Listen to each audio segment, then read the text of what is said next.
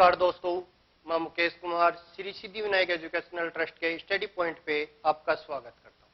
हमने पिछले वीडियो में प्रतिशत के बारे में, आय से संबंधित, चुनाव से संबंधित, कमी वृद्धि से संबंधित ये पढ़ लिए थे। आज हम परीक्षा से संबंधित क्वेश्चन पढ़ेंगे। परीक्षा से संबंधित देखो, यदि आपको दिया जाता है कि एक परीक्षा में उत्तीर्ण होने के लिए 40% अंकों की आवश्यकता है, उत्तीर्ण होने के लिए 40% अंकों की आवश्यकता है, एक विद्यार्थी 36% अंक प्राप्त करता है और वह 36% अंक प्राप्त करता है और वह 24 अंकों से अनुत्तीर्ण हो जाता है, 24 अंकों से अनुत्तीर्ण हो जाता है, तो परीक्षा का पूर्णांक ज्ञात कीजिए। इसने कहा पास होने के लिए 40% अंकों की आवश्यकता है, 36% वो अंक प्राप्त करता है और 24 अंकों से अनुत्तीर्ण हो जाता है, तो परीक्षा का पूर्णांक ज्ञात कीजिए। मान लीजिए पास होने के लिए ये एक रेखा बनी हुई है, यहां तक पहुंचने के लिए उसे आवश्यकता थी 36% अंकों की। उसने प्राप्त कितने किए? 40% अंकों की प्राप्त किए, 36% अंक, 36% अंक वो प्राप्त करता है और 24 अंकों से क्या हो जाता है? अनुत्तीर्ण हो जाता है। यानी यहां तक पहुंचने के लिए उसे 24 अंकों की और आवश्यकता थी। परसेंट में कितनी आवश्यकता है? 4% की। 1% के बराबर अगर निकाले तो 4% के बराबर 24 है। 1% के बराबर आपके पास आ जाएगा 24/4 और कुल पूर्णांक होता है 100%, तो इसको 100 से गुणा कर लेंगे। 4 से ये होगा 6 और परीक्षा का पूर्णांक आपके पास आ जाएगा 600 अंक। एक बार फिर देख लीजिए, एक परीक्षा में उत्तीर्ण होने के लिए 40% अंकों की आवश्यकता है, एक विद्यार्थी 36% अंक प्राप्त करता है और 24 अंकों से अनुत्तीर्ण हो जाता है, तो परीक्षा का पूर्णांक क्या है? 40% उसको प्राप्त करने थे, 36% प्राप्त करता है, तो फेल कितने से हो गया? 4% से। अंकों में फेल कितने से हो रहा है? 24 से। तो 4% के बराबर होगा 24, 1% के बराबर आ जाएगा 24/4 और 100% निकालना है अपने को, तो 100 से गुणा कर लेंगे, कितना आ जाएगा? 600। उसके बाद यदि आपको दिया जाए कि एक परीक्षा में पास होने के लिए 36% अंकों की आवश्यकता है, एक परीक्षा में पास होने के लिए 36% अंकों की आवश्यकता है, एक विद्यार्थी 160 अंक प्राप्त करता है और वह 20 अंकों से अनुत्तीर्ण हो जाता है। एक परीक्षार्थी 160 अंक प्राप्त करता है और 20 अंकों से अनुत्तीर्ण हो जाता है, तो परीक्षा का पूर्णांक क्या है?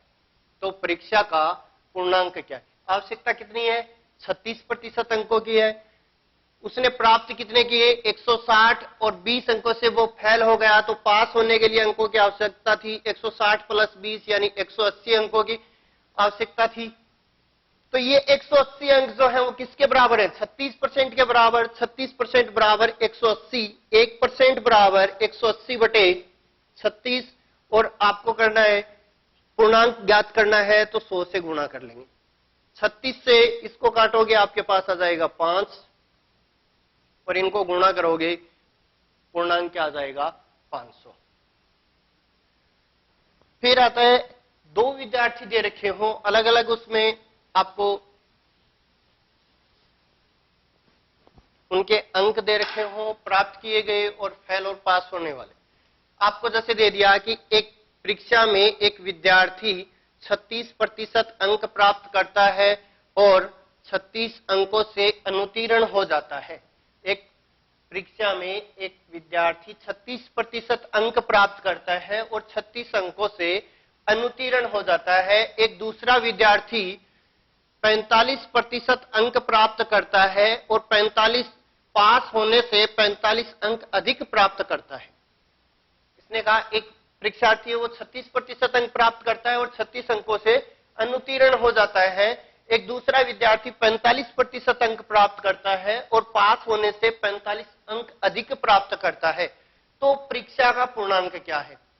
पास होने की ये एक रेखा है। पहले विद्यार्थी ने 36% अंक प्राप्त किए और यहां तक पहुंचने के लिए उसे 36 अंकों की और आवश्यकता थी। एक दूसरा विद्यार्थी पास हो गया, 45% अंक प्राप्त किए और पास होने से 45 अंक अधिक प्राप्त कर लिए। इस विद्यार्थी ने कितने अधिक अंक प्राप्त किए इससे? तो कितने हैं? 9%। अंकों में कितने अधिक प्राप्त कर लिए? 36 यहां तक पहुंचने के लिए इसको बनाने अंक लेने थे और इसने ज्यादा अंक प्राप्त किए, तो दोनों को प्लस कर लेंगे। कितना आ जाएगा अपने पास? 81। 1% के बराबर 81/9 पूर्णांक पूछा है, 100 से गुणा कर लेंगे। 9 से इसको डिवाइड करोगे, आपके पास आएगा 9। परीक्षा का पूर्णांक क्या हो जाएगा? 900।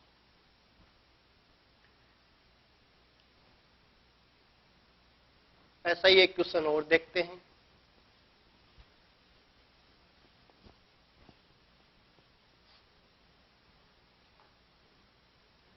एक परीक्षा में एक विद्यार्थी 35% अंक प्राप्त करता है और 50 अंकों से अनुत्तीर्ण हो जाता है। एक दूसरा जो विद्यार्थी है वो 45% अंक प्राप्त करता है और पास होने से 50 अंक अधिक प्राप्त करता है। एक विद्यार्थी 35% अंक प्राप्त करता है और 50 अंकों से अनुत्तीर्ण हो जाता है। एक दूसरा विद्यार्थी जो है वो 45% अंक प्राप्त करता है और उत्तीर्णांक से 50 अंक अधिक प्राप्त करता है। तो परीक्षा का उत्तीर्णांक क्या है?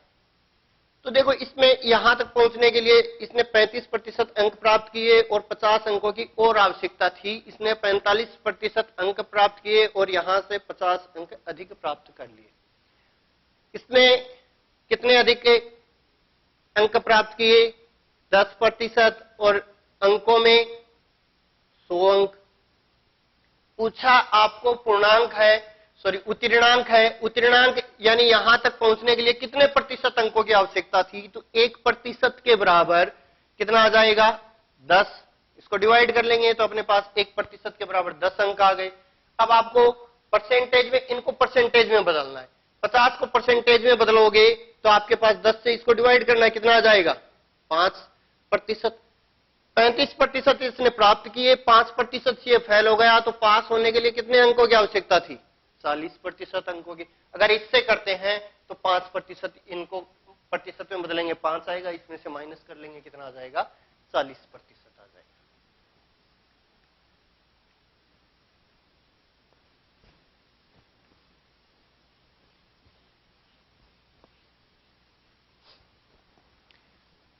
उसके बाद आता है कि एक विद्यालय में 30% विद्यार्थी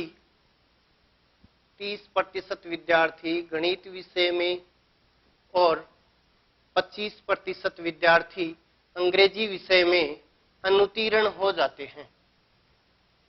एक विद्यालय में 30% विद्यार्थी गणित विषय में, 25% विद्यार्थी अंग्रेजी विषय में अनुत्तीर्ण हो जाते हैं तथा 15% विद्यार्थी दोनों विषय में अनुत्तीर्ण हो जाते हैं। तो देखो, 30% विद्यार्थी हैं वो गणित विषय में अनुत्तीर्ण हुए और 25% विद्यार्थी हैं वो अंग्रेजी विषय में, और दोनों में कितने हो गए? ये जो एरिया है ये दोनों का आएगा, तो कितने हैं? 15%। इन दोनों को प्लस कर लेंगे, कितना आ जाएगा अपने पास? 30 और 25 55 माइनस 15। जो दोनों का दे रखा हो वो क्या करेंगे? माइनस करेंगे। दोनों अलग अलग विषय दे रखे हो उनको प्लस करेंगे। दोनों का कॉमन दे रखा हो उसको उसमें से माइनस करेंगे। क्यों करते हैं माइनस? क्योंकि वो 15% इस 30% में भी शामिल है और 25% में भी शामिल है, इसलिए ये 2 बार काउंट हो रहा है, तो एक बार इनको क्या करना है? माइनस करना है। आपके पास आ जाएगा 30%, सॉरी 40% अंक आ जाएंगे। 40% जो विद्यार्थी हैं वो क्या हो रहे हैं? अनुत्तीर्ण हो रहे हैं। आपको पूछेगा उत्तीर्ण विद्यार्थी कितने प्रतिशत है? तो 100 माइनस 40 कितने हो गए?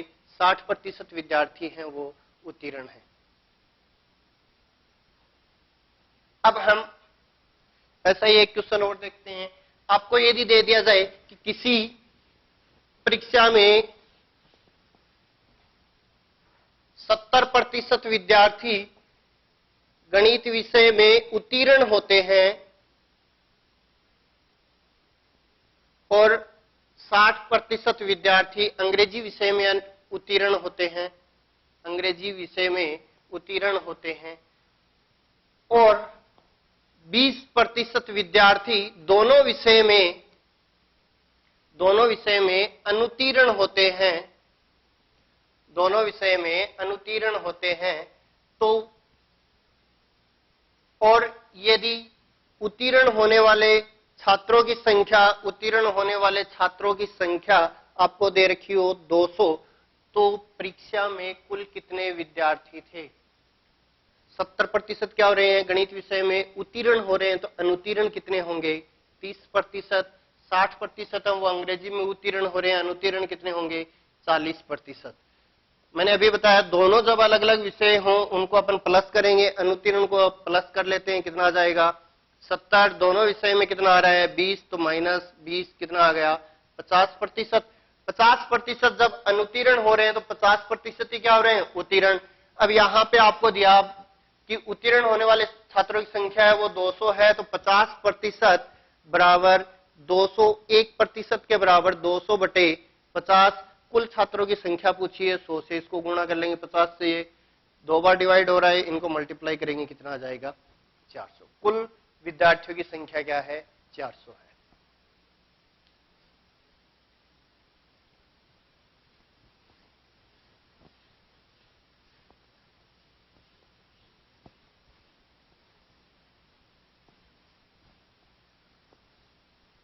उसके बाद मिश्रण से संबंधित क्वेश्चन आते हैं। आपको दे दिया जाए एक पात्र में दूध और पानी, एक पात्र में 40 लीटर दूध और पानी का मिश्रण है। 40 लीटर दूध और पानी का मिश्रण है। इसमें दूध की मात्रा 60% है। आपको बताएगा कि एक पात्र में 40 लीटर दूध और पानी का मिश्रण है जिसमें से 60% दूध है। इसमें कितना पानी और मिलाया जाए कि दूध की मात्रा 50% हो जाए? इसमें कितना पानी और मिलाया जाए कि दूध की मात्रा 50% हो जाए? तो अपन सबसे पहले इनका प्रतिशत निकालेंगे। 40 का 60% निकालते हैं, अपने पास आ जाएगा 24। तो दूध तो कितने लीटर है? 24 लीटर है। अब 40 में से 24 माइनस करेंगे तो पानी की मात्रा आ जाएगी, और पानी की मात्रा कितनी है? 16 लीटर है। अब इसने कहा इसमें कितना पानी और मिलाए कि दूध की मात्रा क्या हो जाए? 50 हो जाए।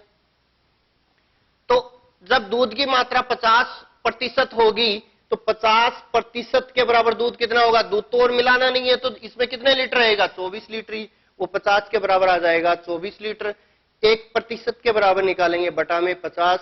कुल मिश्रण निकाल लेते हैं तो अपन क्या करेंगे? 100 से गुणा करेंगे और 50 से इसको काटेंगे, कितना आ जाएगा? 2। कुल मिश्रण अपने पास आ गया 48। पहले मिश्रण था 40, अब हो गया 48, तो माइनस कितना कर देंगे? 40। कितना आ गया? 8 लीटर पानी क्या करना है? और मिलाना है। दोबारा देखो, आपको दे दिया जाए एक पात्र में 40 लीटर दूध और पानी का मिश्रण है जिसमें 60% दूध है। इसमें कितना पानी और मिलाया जाए कि दूध की मात्रा 50% हो जाए? तो दूध कितना है? अब 60% निकाल लेंगे, 24 लीटर आएगा। 40 में से 24 माइनस करेंगे, 16 आ जाएगा। इसने कहा 50%, तो ये 50% जब दूध की मात्रा होगी, मिलाना पानी है, तो दूध कितने लीटर रहेगा? 24 लीटर ही रहेगा। वो 50% के बराबर होगा। 1% के बराबर निकालेंगे 24 बटे 50, और इंटू में क्या आ जाएगा? 100 आ जाएगा। इनको काटोगे आपके पास कुल मिश्रण आता है 48। 100 से गुणा करेंगे, कुल मिश्रण आएगा 48 आ गया। 48 में से 40 माइनस करेंगे, कितना आ जाएगा? 8 लीटर। तो ये क्या किया है? 8 लीटर पानी और मिलाया गया है।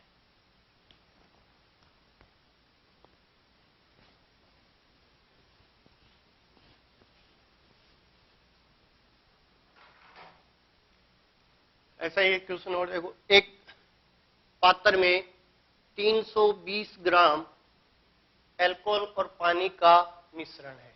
320 ग्राम अल्कोहल और पानी का मिश्रण है।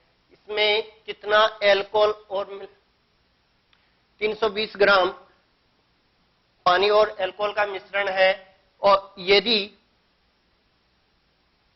एल्कोहल की मात्रा 5% हो, यदि एल्कोहल की मात्रा 5% हो, तो उसमें कितना एल्कोहल और मिलाया जाए कि एल्कोहल की मात्रा 10% हो जाए, एल्कोहल की मात्रा 10% हो जाए।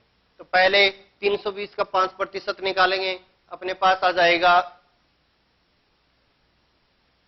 320 × 5/100, ये आ गया अपने पास 20/16। तो एल्कोहल तो कितना है 16 लीटर और पानी कितना है 304 लीटर। इसने कहा कि इसमें कितना एल्कोहल और मिलाएं कि इसकी मात्रा क्या हो जाए 10% हो जाए।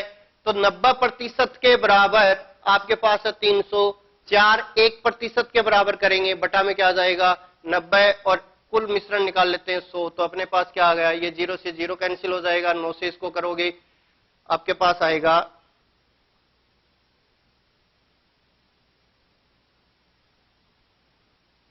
0 हो जाएगा, 0 यहां पे, तो पहले 3 शेष रहेगा 3, फिर 3 यहां पे शेष आ गया 7, 70, 7, 337 सही 7/9 लीटर आपके पास आएगा। पहले कितना है 320, इसमें कितना और मिलाया, तो ये 337 सही 7/9 है, इसमें से आप माइनस करोगे 320, आपके पास आपका आंसर आ जाएगा।